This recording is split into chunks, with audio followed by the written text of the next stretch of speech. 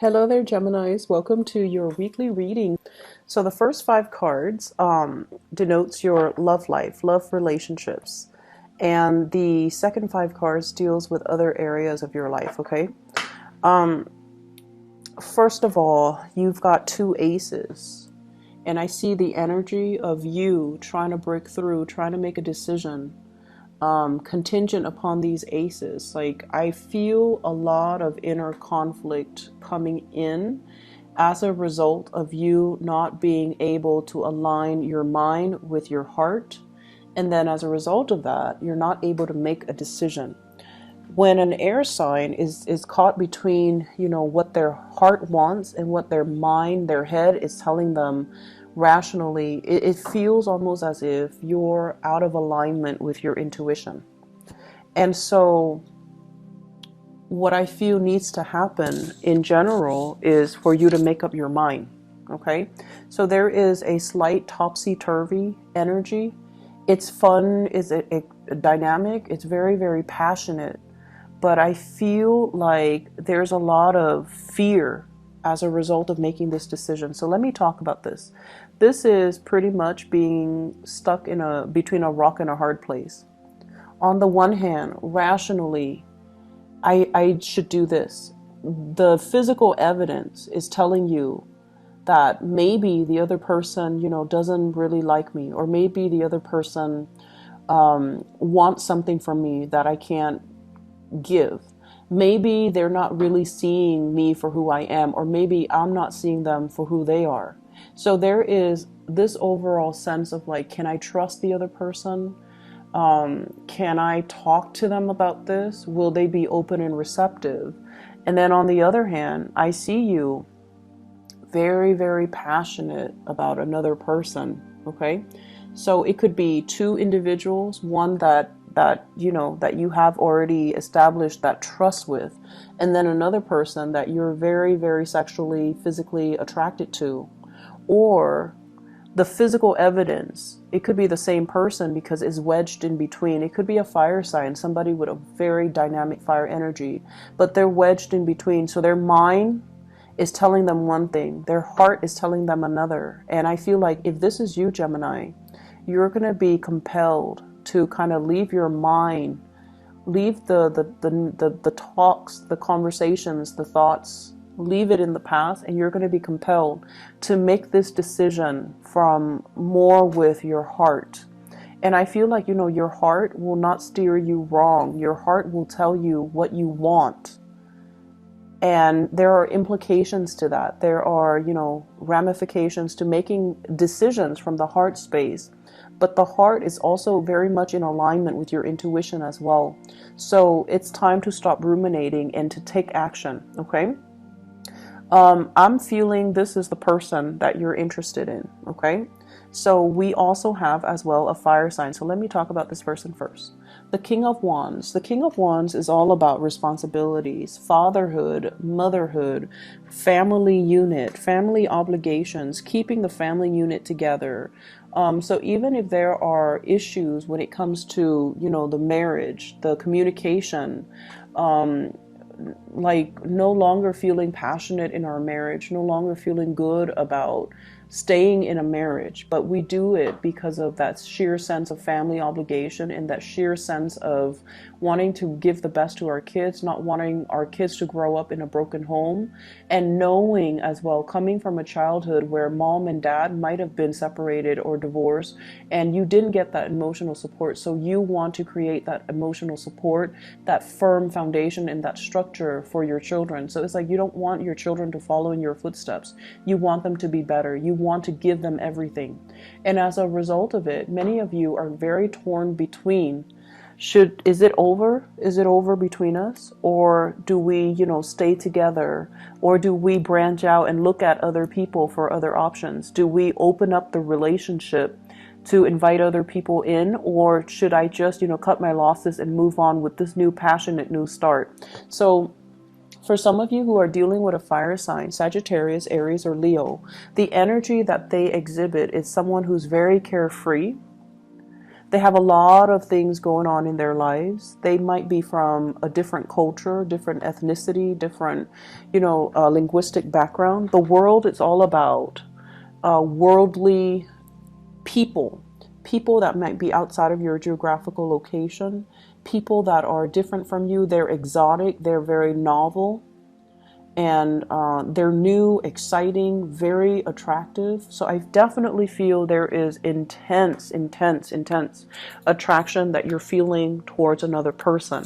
But I'm also inclined to say I feel like there is third-party temptation coming from outside the relationship, and you're kind of swept off your feet, and you're kind of swept away by this passionate new resurgence within yourself. It's almost like they're calling out to you to, sometimes people come in our lives to tell us, only as a messenger, to tell us, what are you missing in your relationship?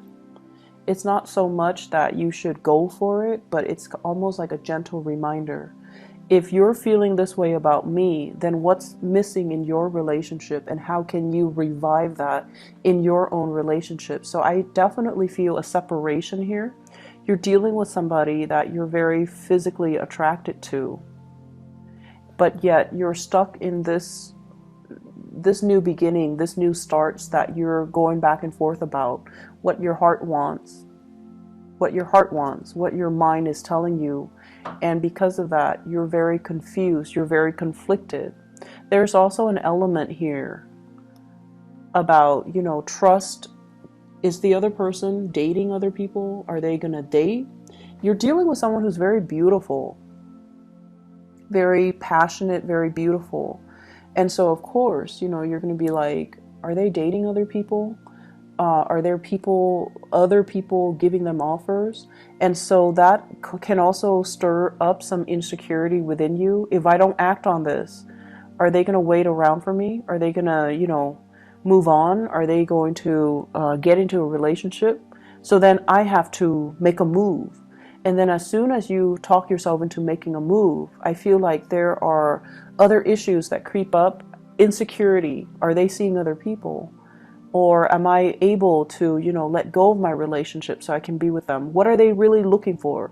Are they looking for fun and excitement? Like, are they going to be here tomorrow and then here today and gone tomorrow? Because their energy is that they're kind of impatient and they don't really wait around. So I feel like there are just a lot of factors coming into play. And because of that, you're not able to make a decision. Okay. What is your advice for Geminis when it comes to this love situation? What should they do? So we have here the Wheel of Fortune. And the Wheel of Fortune is also indicating to me the timing is just not right now. You might have things that you need to take care of first from your end. But also the Wheel of Fortune is like waiting for divine timing, waiting for that sure sign. And the Temperance card, both of these are, the Temperance card is sort of like tempering, balancing your heart and your mind. And I know that it's like, how do I do that? Well, you have to really think in a practical manner. This is a very passionate connection, but ultimately, what do I get out of it? And then, do I sever the past relationship in order to be with this person? Jump right in and ask questions later? Or do I have to get everything kind of like, get things rolling, dating, friendship, getting to know the other person, not jumping the gun, and then asking them about, their dreams, their aspirations, what are they hoping to achieve? What do they want out of a relationship? So I feel like taking things very, very slowly, and to ensure that the person is really single before you make a move, or ensuring that the other person wants the same thing as you before you dive in too deep. Okay, you're dealing with somebody who's very impatient as well. So they might be tempting you to encourage you to make a move, and you're not really sure. Like it feels like it's happening too fast, too strong, and that can also be a little bit of that can also be a little bit of a turnoff. So I know with Aquarius and Geminis in general, when somebody douses you with too much love and affection, and they're a little bit coming on a little bit too strong, it can also create like this knee-jerk reaction where you feel like it's too easy, so you might not want it. This isn't really a good time to play hard to get, but I feel like you're conflicted about a decision and about a person. So getting to know that person, spending more time communicating with them, like using communication rather than just, you know, falling for that physical attraction. That's going to be the key here, because you're comfortable in this realm. This is new, uncharted territory for you as an air sign. So work with the resources that you know how to handle, and then use that to strike up conversation, or to really talk to the other person, and to really get to know the other person's, their dreams, their aspirations, where they're planning to be, and why they're so impatient. Why are they pushing for this so hard? And I feel like that's going to allow that major breakthrough for you guys. Okay. In other areas of your life, I feel like love is going really well, but it's a little bit destabilizing, and you're still conflicted, which in terms affect other areas of your life. As an air sign, one area that's problematic bleeds into another. So it would behoove you to kind of solve this first and get this squared away, because I feel like other areas are being affected. Okay. You're definitely wanting a new start. You're definitely kind of like bored, not feeling inspired, not feeling very passionate, not feeling like all the work that you're putting in is going to pay out, or is going to pan out. And then learning as well some new things in the work environment that you feel like, I'm not really emotionally happy. So I definitely feel this sense of boredom, this sense of like revolving door, like going through the motions, but not feeling inspired. And that might be why, if you're, unhappy with work or career or family or whatever, and you're feeling uninspired, this might also be why this situation is so tempting, because it's a burst of new passion. It makes you feel alive. And so you might be falsely falling for this because other areas of your life are not, especially dynamic. So the energy here is about, finding new things. It doesn't have to be anything drastic, but it should be something that brings about passion into your own life. Okay. Finding that thing that really stirs your passion, it could be like a hobby, a pet, even a new way of doing things, a new routine, or even a career change, a new job. But I feel like many of you are contemplating, you've worked really hard at one job. You might have stayed there for a long time, and the timing, with this recent new moon, I believe it's a full moon, excuse me. It's a full moon in Pisces. And Pisces deals more with like, it's a water sign, but it's also like the last sign of the zodiac. So it deals more with like the destiny, the ideals, like what is it that really makes us happy so that we can work towards it. The Neptunian energy associated with Pisces is very ethereal. It tells you it gives you like a vague image of what it is that makes you happy, but it doesn't really lay down the clear path for you to get where you are to where you want to be, to achieve that image.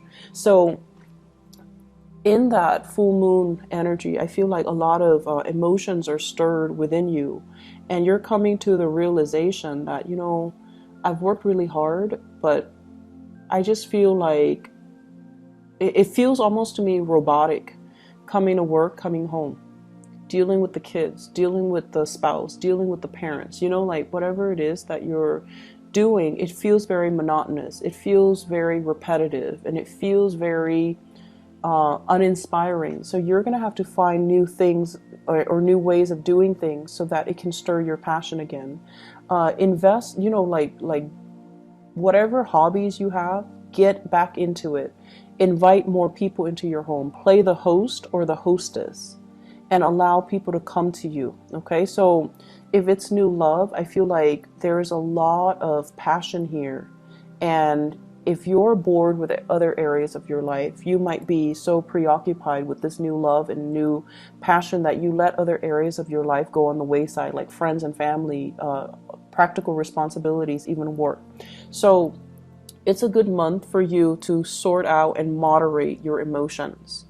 And it's a good week overall for you to, really think about divine timing and think about as well, the struggle between morality and passion. That's what I'm sensing here. I hope the reading is helpful for you guys, Geminis, and I wish you all the best. Okay, take care. Bye-bye.